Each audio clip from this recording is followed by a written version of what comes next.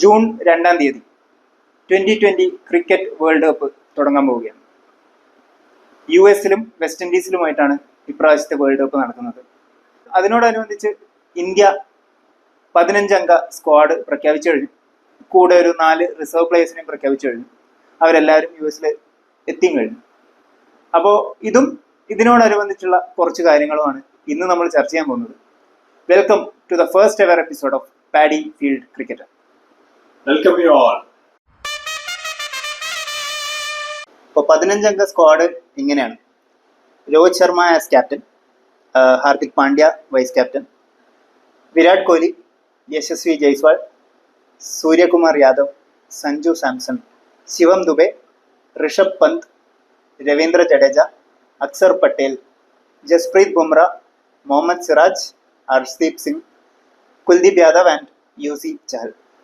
പിന്നെ 4 റിസർവ്സിനെ അനൗൺസ് ചെയ്തിട്ടുണ്ട്: ശുഭ്മൻ ഗിൽ, റിങ്കു സിംഗ്, ഖലീൽ അഹമ്മദ് ആൻഡ് ആവേശ് ഖാൻ. ഇവരും ട്രാവൽ ചെയ്യുന്നുണ്ട്. അപ്പോൾ എന്താണ് തോന്നുന്നത് 15 അംഗ സ്ക്വാഡ് കണ്ടിട്ട്? ഈ സാല കപ്പടിക്കും? ഉറപ്പായിട്ടും ഈ കൊല്ലം മികച്ചൊരു സ്ക്വാഡാണ് അനൗൺസ് ചെയ്തിരിക്കുന്നത്. 2007 മുതൽ എല്ലാ കൊല്ലവും പ്രതീക്ഷയോടെ കാണുന്ന പോലെ ഈ കൊല്ലവും നമ്മൾ അതേ പ്രതീക്ഷയോടെയാണ് കാണുന്നത്. നല്ലൊരു ടീമാണ് അനൗൺസ് ചെയ്തിരിക്കുന്നത്.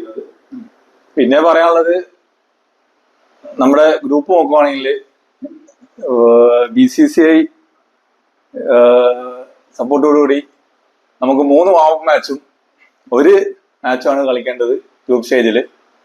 വാമപ്പ് മാച്ച് അയർലൻഡ്, കാനഡ, പിന്നെ ഇന്ത്യ ബി ടീം അഥവാ USA ആയിട്ടും, പിന്നെ ഒരു ഇന്ത്യ പാകിസ്ഥാൻ മാച്ച്. 1 കളിയാണ് എഫക്റ്റീവ്ലി നമുക്ക് കളിക്കേണ്ടത്. ഇന്ത്യ ബി ടീമിൽ ഫോറിനർ ഉണ്ട് കേട്ടോ, കോറി ആൻഡേഴ്സൺ. അതാണ് നമുക്കൊരു ചെറിയൊരു നോക്കേണ്ടത്. അല്ലാതെ നോക്കുമ്പോൾ നമുക്ക് 3 വാമപ്പ് മാച്ചാണ് ഉള്ളത്. പിന്നെ ഒരു കാര്യം നോക്കുകയാണെങ്കിൽ, എങ്ങനെയൊക്കെ ഈ വേൾഡ് കപ്പ് സ്റ്റേജിൽ എങ്ങനെ ഗ്രൂപ്പ് ഇട്ടാലും ഇന്ത്യയും പാകിസ്ഥാനും സെയിം ഗ്രൂപ്പിൽ വരും എന്നുള്ളത് ഉറപ്പാണ്. പൈസ ഉണ്ടാക്കണ്ടേ, മനുഷ്യനല്ലേ ഉള്ളേ. ഓക്കെ, അപ്പോ 15 അംഗ സ്ക്വാഡിൽ ഹാപ്പി ആണെന്നാണ് പറയുന്നത്. നമ്മുടെ പ്രതീക്ഷ എന്തായിരുന്നു വെച്ചാൽ 2007 പോലെ കംപ്ലീറ്റ് അഴിച്ചുപണിയുള്ള ഒരു ഫ്രഷ് സീനിയേഴ്സിനൊക്കെ തട്ടി കംപ്ലീറ്റ്ലി ന്യൂ ജെൻ ടീമായിരിക്കും, അങ്ങനെ ഒരു പ്രതീക്ഷ ഉണ്ടായി. പക്ഷെ നമുക്കറിയായിരുന്നു എല്ലാം പൊളിറ്റിക്സ്, BCCI എല്ലാം കൂടെ വെച്ച് നോക്കുമ്പോൾ നമ്മൾ പ്രതീക്ഷ ഒരു 90% പ്രതീക്ഷ സ്ക്വാഡ് തന്നെയാണ് അനൗൺസ് ചെയ്തിരിക്കുന്നത്. അപ്പൊ അതിൽ ഹാപ്പിയാണ്. പക്ഷെ എനിക്ക് ഇവിടെ ഒരു ചെറിയൊരു അഭിപ്രായ വ്യത്യാസം ഉള്ളത് നമ്മുടെ ദുബേജിനെ പറ്റിയാണ്. ദുബേജി, ശിവം ദുബെ CSKക്ക് വേണ്ടി ഓഫ് കോഴ്സ് കഴിഞ്ഞ 2 സീസണായിട്ട് ഏറ്റവും മികച്ച പ്രകടനമാണ്. പക്ഷെ അവിടെ നമ്മൾ മനസ്സിലാക്കേണ്ടത് CSK ടീമിലെ ആ ഒരു റോൾ ഉണ്ട്, ഒരു 1 റോൾ പ്ലെയർ ആണ് ശിവം ദുബെ. ഫീൽഡിങ്ങിൽ പോലും മിക്കവാറും ബോൾ മാക്സിമം കുറവ് വരുന്ന ഒരു സ്ഥലത്താണ് ശിവം ദുബെനെ കാണാൻ പറ്റുക. അപ്പം ഒരു 1 റോൾ പ്ലെയർ ആണ് ശിവം ദുബെ CSKയിൽ.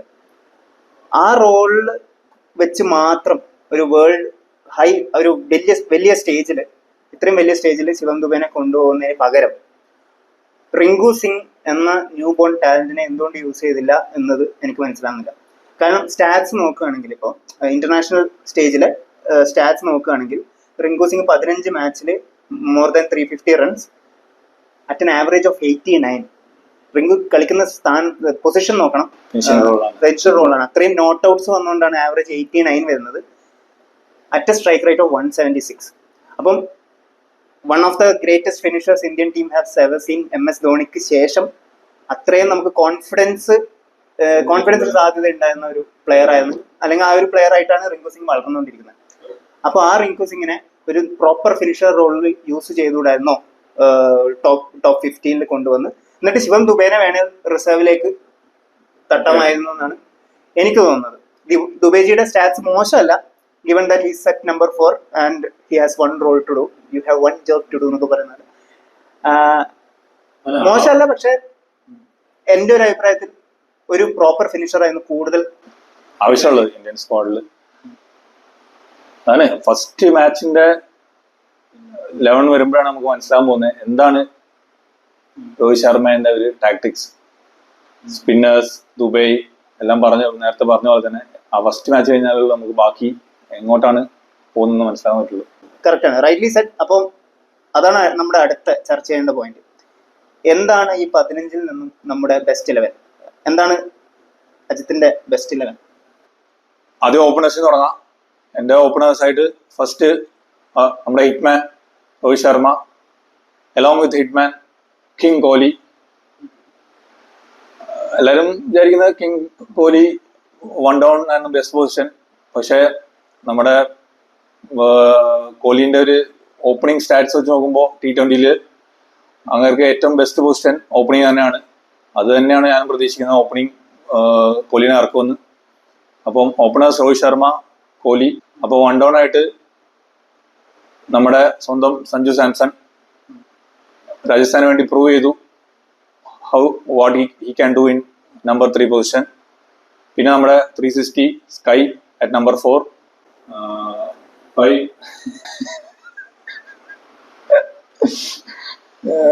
നമ്മുടെ wicket keeper batsman Rishabh Pant, obviously number 1 wicket keeper choice.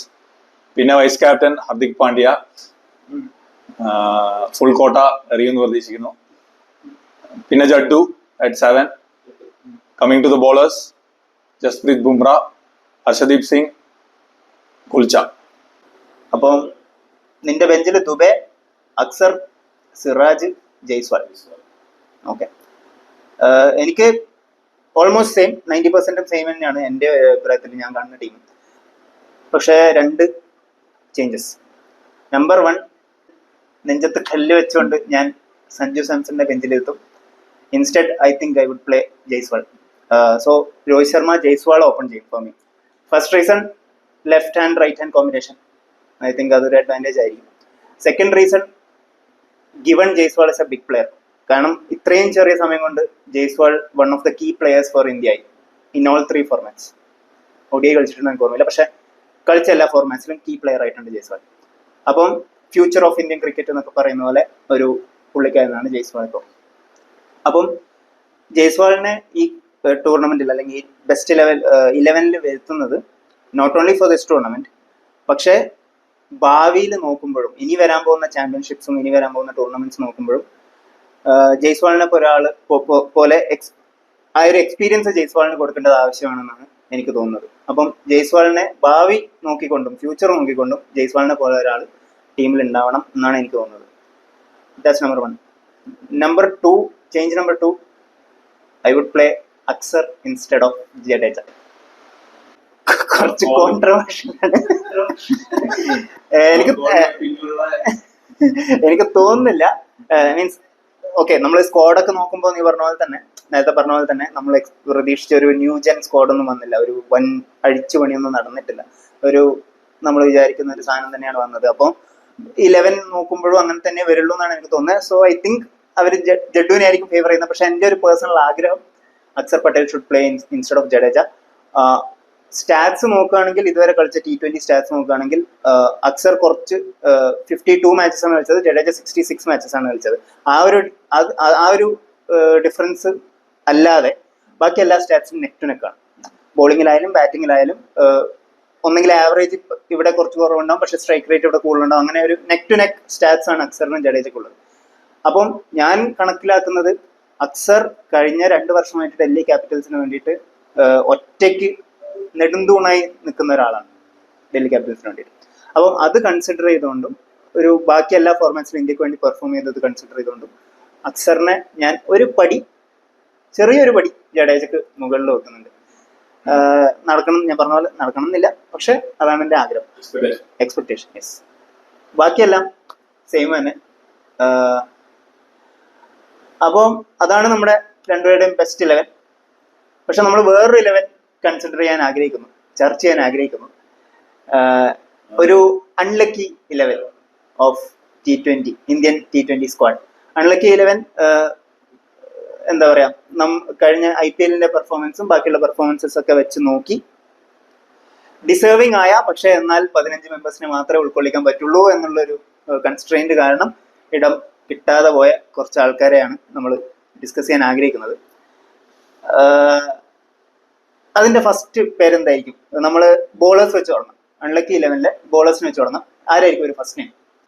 Over the years വളരെ കൺസിസ്റ്റന്റ് ആയിട്ട് പെർഫോം ചെയ്ത് കളിച്ച കുറെ IPL ടീംസിന് വേണ്ടി മികച്ച പെർഫോമൻസ്, ഡെത്ത് ആയാലും ഓപ്പണിംഗ് ആയാലും എല്ലാം നല്ലോണം പെർഫോം ചെയ്ത നമ്മുടെ സന്ദീപ് ശർമ്മ എന്ന Sandy, really right. Sandeep Sharma കഴിഞ്ഞ 2 കൊല്ലമായിട്ട് രാജസ്ഥാൻ റോയൽസിന് വന്ന ഏറ്റവും വലിയ ഭാഗ്യമാണ് പ്രസിദ്ധ് കൃഷ്ണന്റെ ഇഞ്ചുറി. പ്രസിദ്ധ് കൃഷ്ണന്റെ ഇഞ്ചുറി കാരണമാണ് സന്ദീപ് ശർമ്മ 2.0. അത് ഇഞ്ചുറി ആണോ കാലൊടിച്ചാണെന്ന് അറിയില്ല. സന്ദീപ് ശർമ്മ 2.0 നമുക്ക് കാണാൻ പറ്റിയത് പ്രസിദ്ധ് കൃഷ്ണന്റെ ഇഞ്ചുറി കാരണമാണ്. സന്ദീപ് പറഞ്ഞ പോലെ എനിക്ക് ഓർമ്മയുണ്ട് ഇപ്പോഴും, പഞ്ചാബ് കിങ്സ് 11 പഞ്ചാബ് ആയിരുന്ന കാലത്ത് തന്നെ സന്ദീപ് ശർമ്മ കാറ്റത്ത് പാർന്ന സ്വിംഗേഴ്സ് എറിയുന്ന ഒരു ബോൾ, നമ്മുടെ പ്രവീൺ കുമാറിനൊക്കെ പോലെ. പക്ഷെ അന്ന് എനിക്ക് ഓർമ്മയില്ല. പക്ഷെ എൻ്റെ ഒരു ചെറിയൊരു ഓർമ്മയിൽ എനിക്ക് തോന്നുന്നു സന്ദീപ് ശർമ്മ അങ്ങനെ ഒരു ഡെത്ത് ബോളർ സ്പെഷ്യലിസ്റ്റ് ഒന്നും ആയിരുന്നില്ല.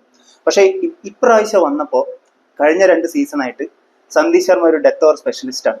എസ്പെഷ്യലി പിച്ച് സ്ലോ ആണെങ്കിൽ ആ ഒരു slow ball bounces extremely brilliant ആയിട്ടാണ് വരുന്നത്. കഴിഞ്ഞ സീസണിൽ ഓർമ്മയുണ്ടെങ്കിൽ ധോണിനെ ഒരു ലാസ്റ്റ് ഓവർ ഡിഫെൻഡ് ചെയ്തത്, MS ധോണി ബാറ്റ് ചെയ്യുമ്പോൾ ലാസ്റ്റ് ഓവർ ഫിനിഷ് ചെയ്തു. ഇപ്രാവശ്യം ക്ലാസിന്റെ ലെഗ് സ്റ്റംപ് ക്വാളിഫയർ 2 തൂക്കിയായിരുന്നു. അങ്ങനെ കുറച്ച് മാർവലസ് പെർഫോമൻസ് ഉണ്ടായിരുന്നു സന്ദീപ് ശർമ്മന്റെ. അപ്പോൾ സന്ദീപ് ശർമ്മയാണെന്ന് തോന്നുന്നു നമ്മുടെ ലിസ്റ്റിലെ ഏറ്റവും most deserving. But yeah, second എനിക്കൊന്നു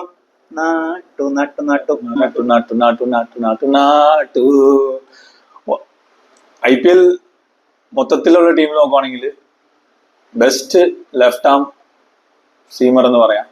വളരെ നല്ല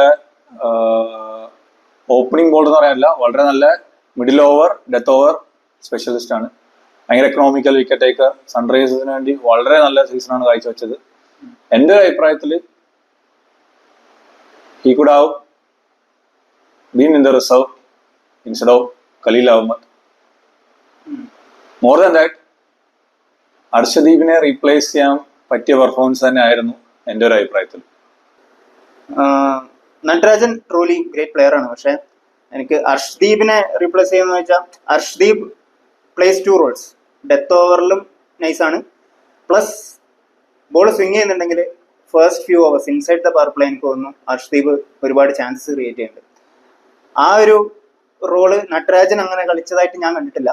ചിലപ്പോൾ അതുകൊണ്ടായിരിക്കാം നട്രാജന് മേലെ അർഷ്ദീപിനെ കൺസിഡർ ചെയ്തത്. Same goes for Khaleel Ahmed. I think Khaleel അഹമ്മദും ഡൽഹി ക്യാപിറ്റൽസിന് വേണ്ടി ഈ സീസൺ വളരെ നന്നായിട്ട് കളിച്ചിട്ടും ആ ഫസ്റ്റ് ഓവറിൽ നല്ല പെർഫോമൻസ് ആയിരുന്നു ബോൾ സ്വിങ് ചെയ്യുന്ന സമയത്ത്. ചിലപ്പോൾ അതുകൊണ്ടായിരിക്കാം നട്രാജനെ കൺസിഡർ ചെയ്യാത്തത്. എനിക്കൊന്ന് ബാക്കി ഇനി വരുന്ന 2 ബോളേഴ്സ് കൊൽക്കത്ത നൈറ്റ് റൈഡേഴ്സിന്റെ ഇപ്രാവശ്യത്തെ ക്രൂഷ്യൽ ബോളേഴ്സ് ആയിരുന്ന 1 pacer mister Harshit Rana and 2 our mystery spinner Varun Chakravarthy. വളരെ മികച്ച പെർഫോമൻസ് ആയിരുന്നു KKRന് വേണ്ടി, അലോങ് വിത്ത് നറൈൻ. നറൈൻ്റെ പെർഫോമൻസ് മങ്ങിപ്പോയിട്ടൊന്നുമില്ല. നെക്ക് ടു നെക്ക് രണ്ടാളുടെ 8 ഓവർ തൊടാൻ പറ്റിയിട്ടില്ല. അത് മാത്രമല്ല, എനിക്ക് എൻ്റെ ഓർമ്മ ശരിയാണെങ്കിൽ ഈ ഫൈനൽ കപ്പ് കിട്ടിയതിന് ശേഷം KKR മാനേജ്മെന്റിന്റെ ഒരു വീഡിയോ ഉണ്ടായിരുന്നു, presentation, inside the dressing room presentation. അതിൽ management പറയുണ്ടായിരുന്നു Varun Chakravarthy actually deserves the purple cap. പക്ഷെ 2 കളി KKRന്റെ വാഷ് ഔട്ട് ആയി, 2 കളി കളിച്ചില്ല. അപ്പോൾ അതും കൂടെ കളിച്ചിട്ടുണ്ടായിരുന്നു, ചിലപ്പോൾ Varun Chakravarthy would have gotten the purple cap എന്നാണ് അവർ പറയുന്നത്. ബട്ട് KKRന് വേണ്ടി ഏറ്റവും കൂടുതൽ ഈ സീസൺ വിക്കറ്റ് ഇട്ടത് വരുണാണ്. അപ്പം really well played Varun. And last bowler in the list Tushar Deshpande. അതായത് കഴിഞ്ഞ സീസണിൽ നമ്മൾ നോക്കുവാണെങ്കിൽ ഓറഞ്ച് ക്യാപ്പും പർപ്പിൾ ക്യാപ്പും സ്വന്തമാക്കിയ തുഷാർ ദേശ്പാണ്ഡെ ഈ കൊല്ലം ഭയങ്കര ഒരു എന്താ പറയാ, ഈ റീഇൻവെന്റഡ് ഹിംസെൽഫ്. ഭയങ്കര എക്കണോമിക്കൽ, എല്ലാ ഓപ്പണിംഗ് സ്പെല്ലായാലും മിഡിൽ ഓവർ ആയാലും ഡെത്ത് ഓവർ ആയാലും വിക്കറ്റ് ടേക്കിംഗ്, എക്കണോമിക്കൽ എല്ലാ രീതിയിലും വളരെ മികച്ച ഒരു പെർഫോമൻസ് ആയിരുന്നു. അവസാനം second phase of the CSK നോക്കുവാണെങ്കിൽ മെയിൻ ബോളേഴ്സായി മുസ്തഫിസുർ ഇല്ല, നമ്മുടെ പത്തിരാന ഇല്ല. ആ ടൈമിലും ചെന്നൈനെ പിടിച്ചു നിർത്തി. പല്ലുപോയ CSKയുടെ ബോളിംഗ് ലൈനപ്പിനെയാണ് തുഷാർ ദേശ്പാണ്ഡെ പിടിച്ചത്.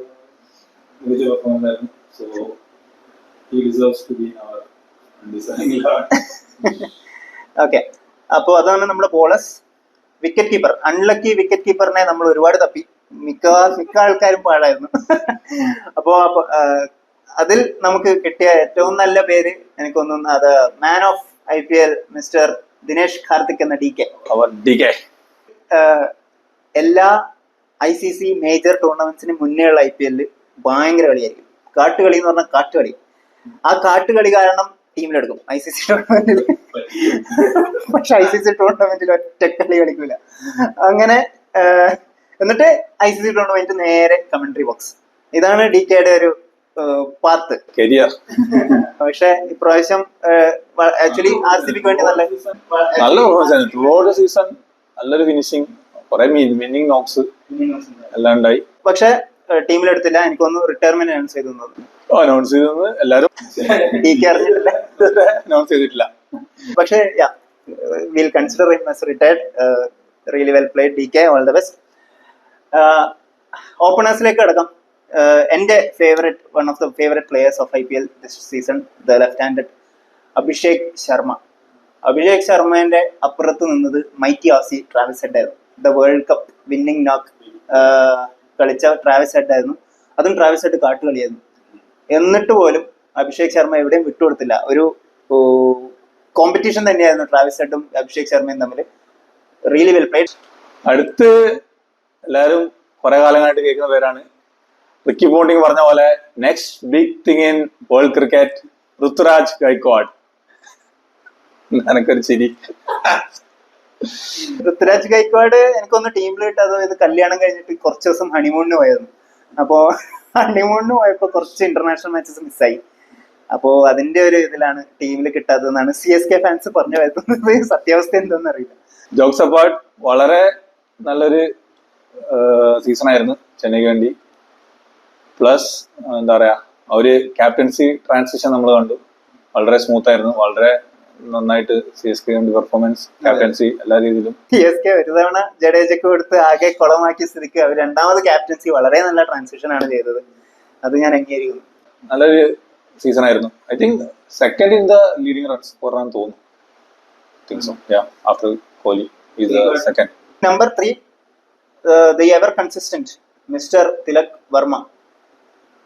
മുംബൈ ഇന്ത്യൻസിന് വേണ്ടി വളരെ കൺസിസ്റ്റന്റ് ആണ്. എനിക്ക് തോന്നുന്നു ഒരു 2-3 ഇന്നിങ്സ് അടുപ്പിച്ച് ഫെയിൽ ആയിട്ടായിട്ട് ഞാൻ കണ്ടിട്ടില്ല. മിക്കവാറും എല്ലാ കളിയും വളരെ ഡീസെന്റ് ആയിട്ട് വളരെ നല്ല ഇന്നിങ്സ് ആണ് തിലക് വർമ്മ എപ്പോഴും കളിക്കാറ്.